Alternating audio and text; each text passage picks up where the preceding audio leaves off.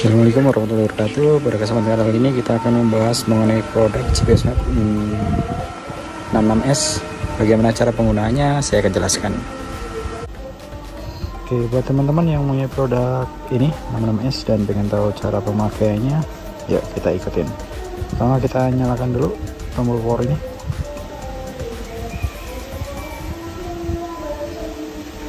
Oke, setiap kali melakukan pencarian sinyal pastikan teman-teman di tempat terbuka ya. Seperti ini, tempat terbuka, bisa pandang langit, sudut pandangnya luas, sehingga pencarian sinyal akan lebih cepat dan lebih optimal.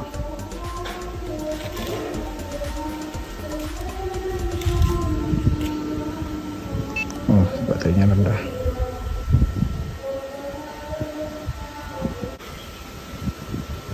Oke, jika perangkat ini sudah dapat sinyal, ini warnanya hijau, kita bisa cek sinyal dengan menggunakan tombol menu 2 kali, kemudian arahkan ke bawah, kita cari satelit.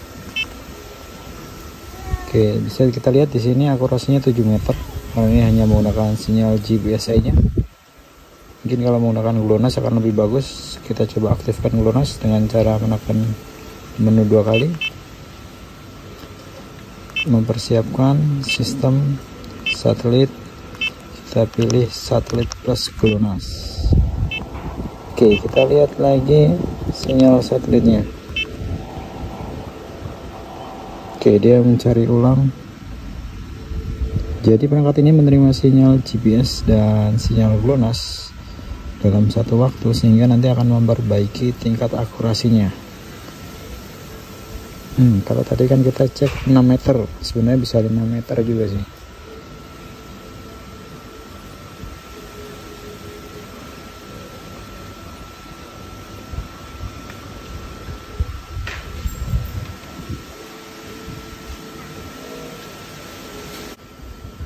Oke, setelah kita tunggu beberapa saat, ini yang tadinya akurasinya 5 meter sekarang berubah jadi 3 meter. Kita bisa lihat di sini sinyal GPS dan sinyal GLONASS ada di sebelah kanan. Kita geser kanan. Oke, ini sinyal GLONASS-nya. Hanya 5 sinyal satelit saja yang didapat, namun memperbaiki akurasi lumayan sampai 2 meter. Dan buat teman-teman yang mungkin baru, kita kenalkan beberapa fungsi tombol dari perangkat ini. Kita ke peta ya. Yang plus minus ini adalah fungsi tombol zoom. Oke, yang plus minus ini adalah fungsi tombol zoom. Jadi kalau kita klik tombol plus, dia akan memperbesar sesuai dengan posisi saat ini. Oke, ini di lokasi saya saat ini. Sedangkan ketika diklik tombol minus, dia akan memperbesar. Kemudian tombol find untuk mencari atau menuju ke data yang pernah kita simpan atau mencari alamat, semuanya ada di sini. Data seperti titik lokasi yang pernah kita simpan nanti akan muncul di sini juga. Karena kosong ya. Contoh saya bikin tombol mark namanya 01. Kalau saya klik tombol find, di sini langsung ada waypoint dan namanya pasti 01. Oke. Terus kemudian di bawah ini adalah tombol map, yaitu fungsinya adalah untuk menandai. Jadi pada intinya ketika saya berdiri di suatu tempat dan saya butuh menandai lokasi ini, saya klik tombol map. Jika ingin memberi nama, saya ubah namanya di sini, langsung saya ketikkan namanya. Oke, keyboardnya jadi kita tinggal select saja hurufnya dan kita klik enter. Oke, namanya adalah tes. Terus kemudian kita klik simpan. Oke, selanjutnya tombol quit fungsinya adalah untuk keluar atau untuk back. Kita bisa back ataupun keluar menggunakan tombol ini. Enter, saya ingin teman-teman tahu ya, tombol enter untuk menyetujui. Ini tombol menu. Keluar menu pengaturan data di sini. Contoh saya mau melihat data peta apa yang terinstall dalam perangkat ini, langsung saya bisa lihat bahwa di sini sudah ada peta topografi dan peta jalanan. Ini peta OSM OpenStreetMap untuk Indonesia, Singapura, ini Thailand dan Indonesia. Oke, selanjutnya adalah tombol pitch. Tombol pitch ini untuk kita berganti halaman secara cepat, ganti kompas, ganti catatan perjalanan, altimeter, dan balik ke menu utama. Oke, di perangkat ini hanya ada tombol di sini dan tombol power ya. Itu tombol power. Di bagian belakang terdapat lampu LED. Ini bisa digunakan untuk senter atau ketika kita di perjalanan mengirim SOS ya, di malam hari biar kelihatan sinyal SOS bisa kita gunakan lampu ini. Sedangkan ini adalah konektor USB.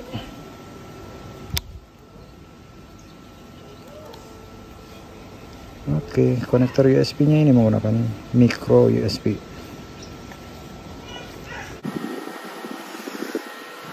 Oke, keunggulan dari perangkat ini, kalaupun terkena cahaya matahari langsung itu layarnya tetap kelihatan ya. Ini backlightnya 0, sesuruhnya ini 0,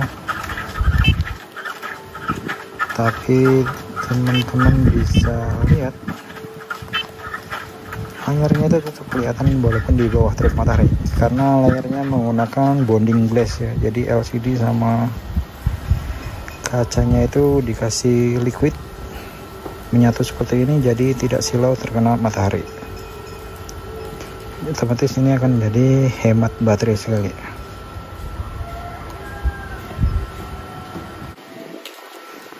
Oke, selanjutnya contoh pekerjaan yang biasa akan dilakukan. Contoh di sini saya adalah mau mendata setiap tiang listrik yang ada di dalam perumahan ini. Contoh ini adalah tiang listrik, berarti saya akan berdiri di sampingnya dan menandai lokasi ini.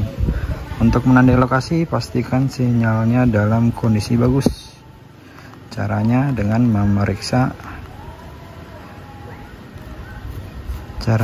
memeriksa kondisi sinyal. Saya tekan mana 2 kali, saya klik sinyal, akurasi 3 meter. Oke, berarti ini sudah bagus. Saya tandai lokasi ini, saya klik tombol mark, saya ketik di sini T1.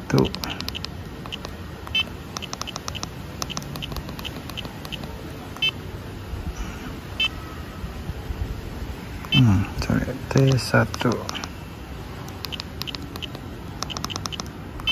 Oke, yang 02 saya hapus.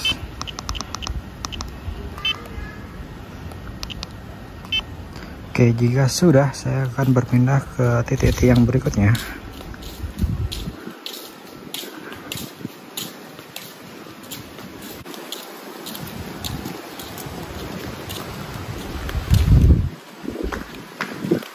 Oke, saya sampai ke tiang 2.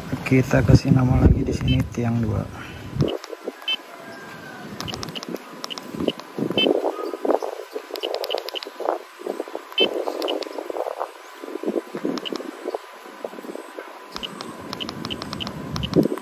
Klik selesai, terus kemudian T2 02 nya saya hapus.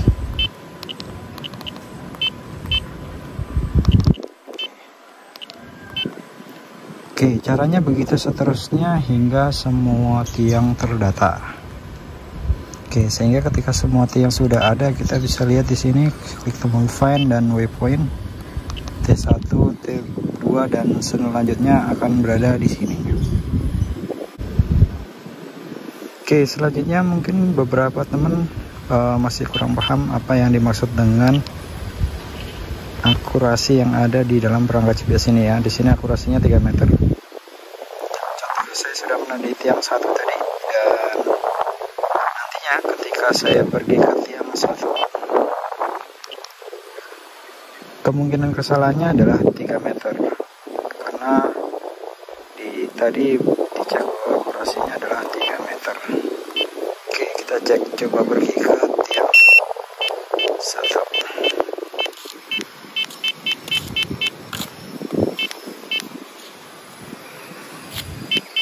Oke, ini kelihatannya ada kesalahan di mode routing.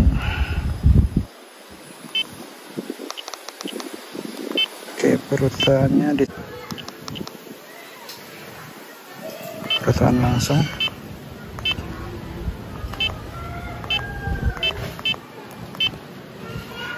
Pergi ke 1. Oke.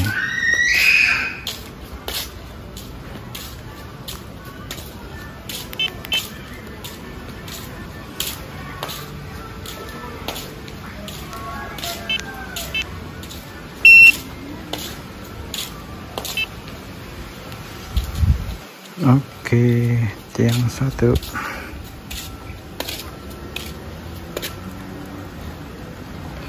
Ini adalah tiang 1 dan kita akan ke tiang 1 selisihnya 1 meter. Oke, berarti ini termasuk bagus karena akurasinya tidak melebihi 3 meter sesuai yang terakhir diinfokan. Oke, jadi selisihnya 1 meter.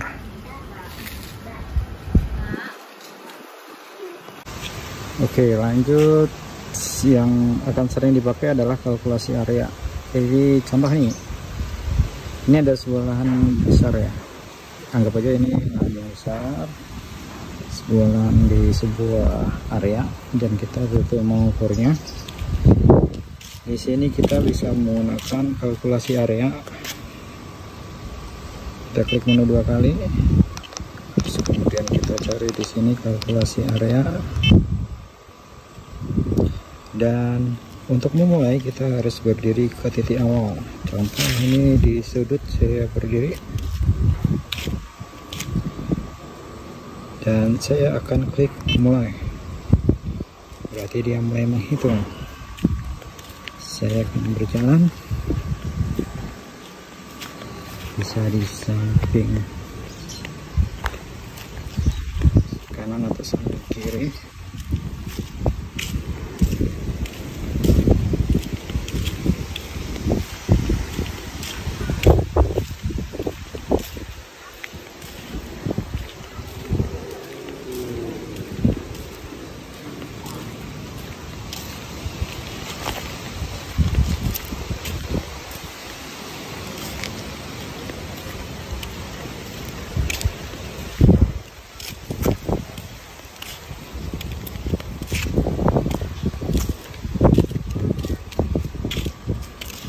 Oke, kita kembali ke titik awal dan kita klik mengkalkulasi.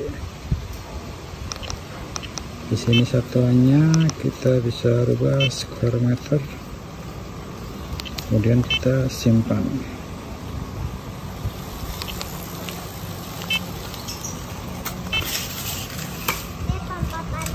Kita bisa cari datanya di kelola jejak. Dan ini data tadi. Nah, bisa diperhatikan bahwa ini ada data yang miss ya. Ada salah satu cara buat ngilangin hal ini. Jadi contohnya kayak gini, kita bikinnya tidak menggunakan kalkulasi area, melainkan menggunakan kelola jejak.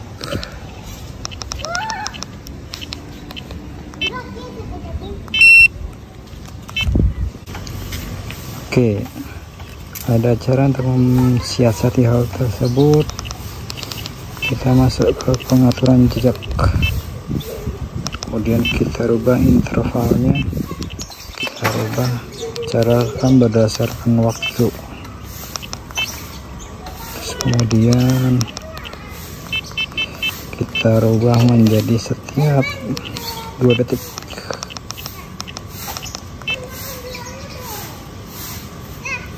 Oke, ketika sudah siap, kita tinggal jalan. Caranya adalah kita berdiri di posisi awal. Oke, saya masuk ke kontrol. Kita buang dulu supaya tidak tercampur data lain. Oke, masuk lagi kontrol, pastikan sudah mulai. Dan kita bebas jalan dan tampilannya pun bebas.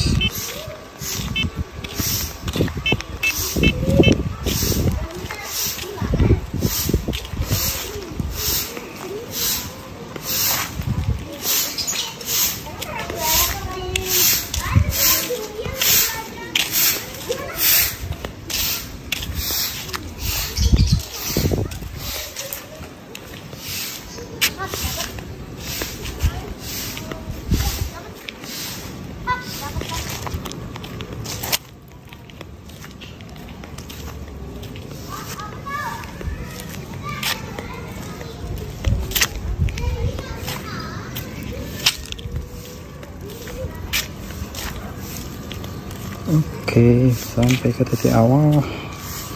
Kita klik menu 2 kali. Rekaman kontrol, kita stop dan kita simpan. Oke, datanya ini akan lebih bagus.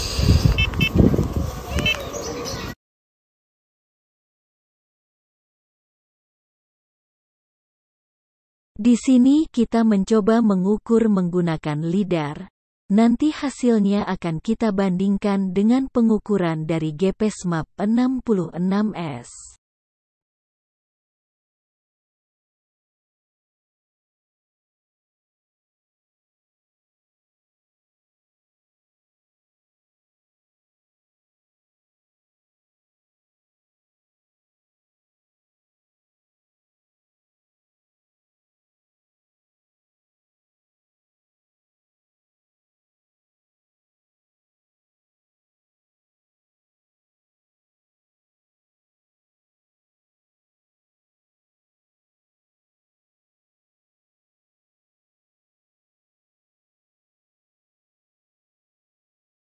Nah, sekarang kita bandingkan hasil pengukuran.